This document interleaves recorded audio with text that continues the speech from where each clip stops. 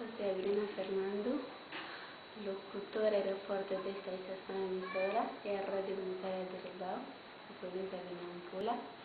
Estou a trabalhar aqui desde 2002. Sou mãe de um filho de 3 anos, casada. Entrei aqui na rádio a trabalhar em 2002 e depois daí vim trabalhando como repórter e locutora. Depois de 3 anos já comecei a exercer a função de administrativa da rádio e estou a exercer até então. E tive muitas capacitações acerca da área do jornalismo, também participei em muitos seminários.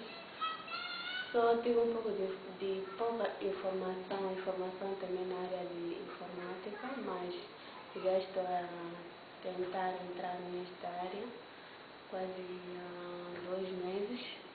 E gostaria também que tivesse mais formação nessa área de informática, porque quase muita coisa não entendo.